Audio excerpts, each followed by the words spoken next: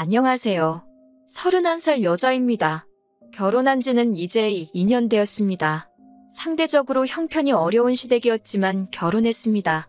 남편이 저와 연애하면서도 홀씨모아 자기 동생 살뜰히 챙기는 모습에 부모님께서도 생활력 강하고 가정적인 데다가 책임감도 있어 보인다고 남편을 좋게 보셨거든요. 살아보면 알겠지만 돈이 다가 아니라고, 그리고 저희들 앞날이 창창한데 좋은 사람하고 결혼하는 게 최고라면서요. 홀씨모아 여동생 살뜰히 챙겨왔지만 남편이 시가에 경제적으로 도움을 주거나 반대로 시가족들이 남편한테 기대 사는 모습은 아니었습니다. 친정 부모님 말 맞다나 가정적이고 생활력 강한 사람이 같이 살아보면 최고라는 말에는 저도 동의하는 바이지만 굳이 남의 집 기둥까지 뽑아오면서 결혼하고 싶지는 않았거든요. 당시 신우도 회사 다니는 직장인이었고 시어머니도 60 초반이신데다가 동네에 있는 식당이나 가게들, 아는 분들 도와드리고 하면서 나름 경제활동도 하고 계셨어요. 남편 아버지가 일찍 돌아가시면서 잠깐 힘든 시절이 있었지만 집도 서울에 대출 없이 자가로 가지고 있었고요.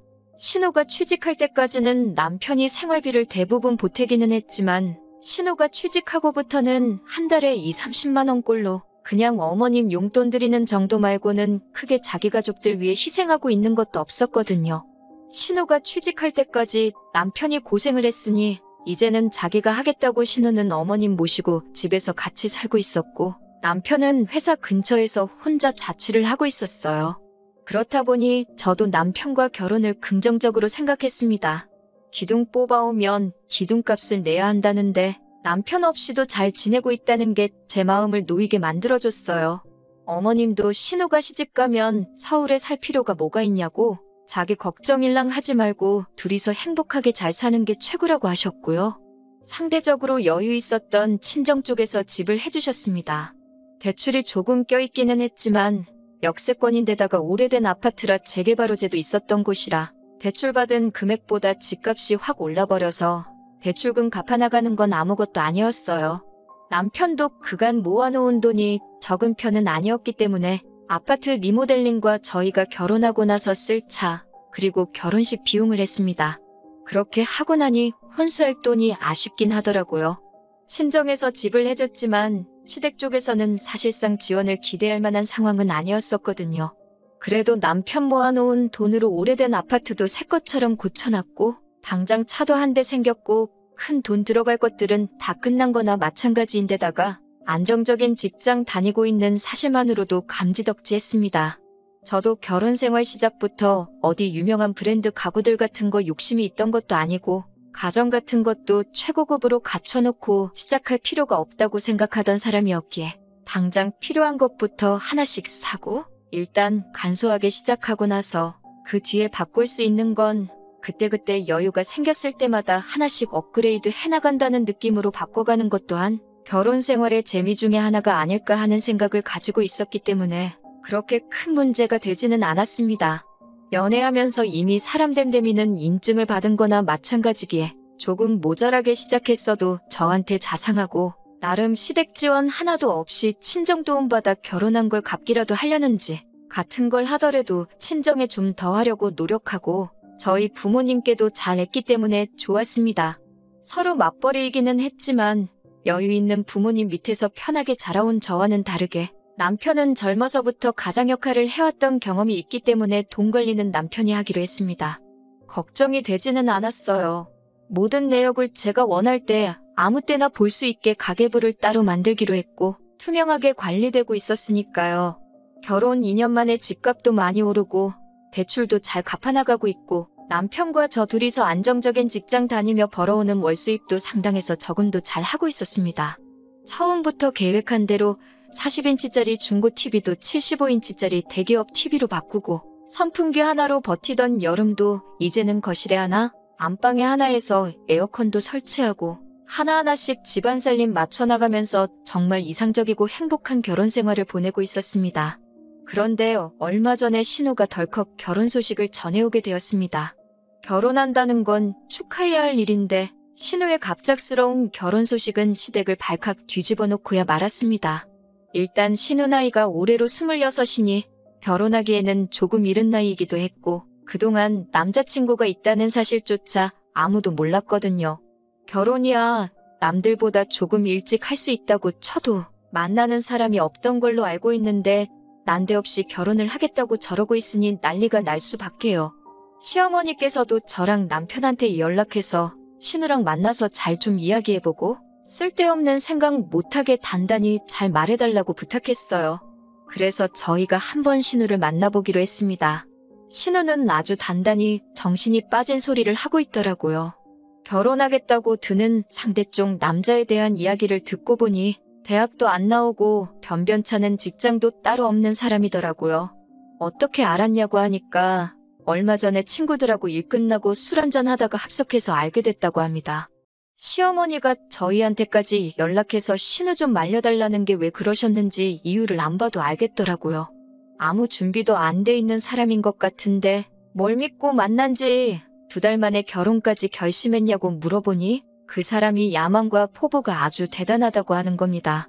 무슨 야망이 있어가지고 저러는가 했더니 남자친구라는 사람 부모님이 동네에서 치킨집을 하시는데 둘이서 같이 닭 튀기는 거 배워가지고 미국으로 건너가서 치킨 사업을 하겠다고 하는 거예요. 신우가 암만 세상 물정을 모른다고 해도 정말 제가 여태껏 태어나서 들어본 말 중에 제일 터무니없는 소리였습니다. 그런데 어이가 없는 건 남편은 신우의 터무니없는 말이 남편한테는 그럴싸하게라도 들렸는지 그래도 젊은 나이에 그런 생각까지 다 하고 대단하다고 하는 겁니다. 자기는 젊었을 때 뭐 했나 싶다고 나이는 자기보다 어린데 배울 점이 많고 괜찮은 사람처럼 보인다고 어디 한번 잘해보라고 하는 거예요. 신우를 뜯어말리러 간 자리에서 남편이 저러고 있으니 신우 있는 자리에서는 더 있어봐야 아무 소용도 없을 것 같고 해서 일단 급하게 자리를 마무리하고 집으로 돌아왔어요. 남편한테는 당신 지금 제정신이냐고 한마디 했습니다. 어머님이 말려달라고 해서 간 자리에서 신우한테 힘을 실어주고 오면 어떡하냐고. 당신이 힘들게 공부시켜놓고 취직시켜놨는데 말도 안 되는 걸 응원해주면 어떡하냐고 한마디 했어요. 남편은 요즘 뉴스만 틀면 한류의 기세가 대단한 것도 모르냐고 해외에서도 한국 거라고 하면 알아주는 세상이 된 건 모르냐고 하면서 동생이 장하지 않냐고 하는 겁니다. 그리고 세계에 한국 음식 알리는 거 따지고 보면 국위선양 하는 거라고요. 우리 부모님 세대가 해외 나가서 고생하고 그런 시대는 지났다고 어차피 신우가 저렇게 고집 부리기 시작하면 아무도 못 말린다고 하면서 그냥 응원을 해주자고 하더라고요. 그러면 우리한테 말려달라고 부탁하신 어머님한테는 어떻게 말할 거냐고 했더니 어머님은 자기가 알아서 말할 테니 걱정하지 말라는 겁니다.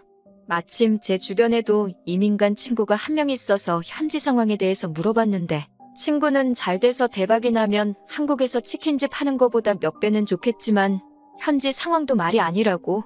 그리고 닭을 튀겨 먹는 게 미국이 원조나 마찬가지인데 현지인 입맛도 생각해야 되고 쉽지는 않을 거라고 하더라고요. 그리고 미국도 요즘 불경기라서 주변에 있던 잔뼈 굵은 한인 자영업자들도 두 손 두 발 들고 한국으로 역이민 가는 사람도 많다고 시도해보는 건 자유지만 내 가족이면 오지 말라고 하겠다는 식으로 말을 해줬어요. 이런 상황을 전해줘도 남편은 젊은 애들이니까 번뜩이는 아이디어가 있을 것이다 하는 희망회로만 돌리고 있더라고요. 나중 가서는 저도 자포자기했습니다. 망해도 신우 인생이 망하는 거지 내 인생에는 아무런 영향이 없다고 생각했으니까요. 신우가 망하기도 전에 제 인생에 아주 커다란 영향을 줄 것이라고는 그때까지는 상상도 못하고 있었습니다. 시어머니한테서 가족회의를 해야겠다는 연락을 받고 남편과 같이 시댁으로 향했습니다. 저는 그때까지만 해도 어머님이 포기 안 하시고 아예 온 가족들 앞에서 단판을 지으시려는구나 생각해서 저도 제 나름대로 만반의 준비를 하고 갔어요. 그런데 시어머니는 신우 옆에 앉혀두고는 저희한테 돈을 얼마나 모아놨는지 물어보시더라고요. 처음으로 돈 관리를 남편한테 맡긴 걸 후회했어요. 제가 관리했었더라면 안 좋은 낌새를 느끼고 안 알려줬겠지만 남편은 2년 동안 모은다고 모았지만 대출도 있고 살림살이 바꾼다고 3천만 원 정도밖에 없다고 한 채 고민도 없이 말을 하더라고요. 어떻게 남편이 구워 삶아놓은 건지. 시어머니도 신우를 시집 보내서 미국으로 보내기로 결심을 한 듯한 눈치였어요. 그런데 돈이 얼마가 있는지 왜 물어보나 싶었는데 남자 쪽 집에서 닭튀기는 기술이랑 이런 걸 다 가르쳐 줄 테니 미국으로 이민 가는 비용부터 정착금을 다 시어머니 쪽에서 부담하도록 조건을 걸었다는 겁니다. 자식들 2억 말리 외국 땅으로 보내서 고생시키고 싶지는 않으시다고요.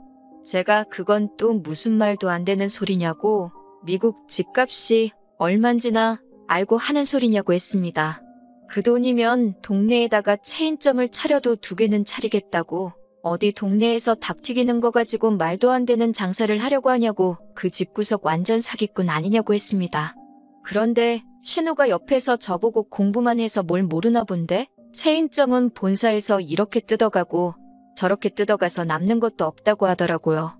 신우한테 당장 베란다 나가서 창문 밖에 보이는 체인점 치킨집이 몇 갠지나 세보고 오라고 했습니다. 저 사람들은 뭘 몰라가지고 체인점 내서 장사하고 있겠냐고 했더니, 저 사람들은 체인점에 뜯길 거 다 뜯기면서 자기 인건비 버는 사람들이라고, 평생 큰 돈은 못 버는 사람들이라고 무시를 하는 겁니다. 자영업 하는 사람들 중에 직원들만 써서 수급만 해가는 사람이 몇이나 되는지는 아냐고 물어봤어요. 정작 결혼한다는 남자 쪽 부모님들은 치킨집 직원들만 써서 돌리고 계시냐고 물으니, 자기 시부모님 되실 분들은 다르답니다. 워낙 부지런하시고 가게에 대한 애착이 커서 직접 운영하시는 거라고 하는 거예요. 말문이 막히더라고요. 신우한테 말빨로 밀려서 그러는 게 아니고 어떻게 정신이 빠져도 저렇게 빠질 수 있는가 싶었습니다. 그러면서 신우가 저한테 언니 혹시 지금 나 미국 간다고 질투하는 거냐고, 그렇게 안 봤는데 엄청 속물이라고 하는 겁니다. 그러면서 지금부터 자기한테 잘 보여야 한다는 거예요. 저희도 앞으로 아이가 생기고 그럴 텐데, 모르긴 몰라도 애 교육시킬 때 되면 지네들 미국 가서 자리 잡혀 있으면 그때 돼서 아이 좀 미국에서 공부시킬 수 있게 도와달라고 할 거라는 겁니다. 그러니까 지금부터 잘 보이라고 하는 거예요. 미래에 우리 아이를 위해서 지금 자기들한테 투자를 해야 한다는 겁니다. 남편도 신우 말을 거들면서 저한테 미국에 가족 한 명 있는 게 결코 나쁜 게 아니라고 하면서, 한국에서 암만 비싼 영어 유치원 보내고 공부시키는 게 현지에서 배우는 것만 하겠냐고 자꾸 우리 힘들게 모은 돈을 신우한테 투자하자고 하더라고요. 저는 제 눈에 흙이 들어가는 한이 있더라도 절대 내 돈을 신우를 위해 쓸 생각은 없다고 했습니다. 그리고 애초에 우리가 모아놓은 돈이 3천만 원이 전부인데 그걸로 어떻게 미국에서 가게도 차리고 집도 구하고 하겠냐고, 이민 비용 같은 건 생각도 안 하냐고 다들 정신 좀 차리라고 한마디 했어요. 온 가족이 나서서 뜯어말려도 모자랄 판에 시어머니가 쐐기를 박아주시더라고요. 그래서 말인데, 당신 집을 팔아서 신우가 미국에서 자리 잡을 비용을 내주고 싶다고 하셨습니다. 어머님이 동네에서 소일거리 하면서 버는 돈이 한 달에 100만 원 조금 넘는 걸로 알고 있는데, 이 집을 신우한테 내주면 어머님은 어떻게 하실 거냐고 하니 은근슬쩍 학가를 제안하시더군요. 신우도 자기가 취직하고 여태까지 어머니를 자기 혼자 봉양을 했으니 이제는 저희 차례라고 하는 겁니다. 말도 안 되는 소리 하지 말라고 했어요. 이미 결혼 전에도 남편한테 손 벌릴 생각 없다고 하셔서 친정에서 지원받아 집도 해오고 결혼한 건데 이제 와서 말 바꾸는 게 말이나 되냐고요. 시어머니는 대번에 당신이 지금 말하는 건 그때 했던 말을 바꾸는 게 아니랍니다. 저의 고집 때문에 신우의 밝은 미래를 포기할 수 없지는 않느냐고, 일단 당신이 집을 팔아 신우 결혼 자금을 대고 신우가 성공하면 그때 돈을 돌려받아 저희 집에서 나오면 된다고 하시는 거예요. 그때까지 어머님도 저희 집에서 아무것도 안 하실 것도 아니고 저희 맞벌이 부부 하는데 집안일 할 사람 필요하지 않겠냐면서 집안일을 대신 해주시겠다는 거죠.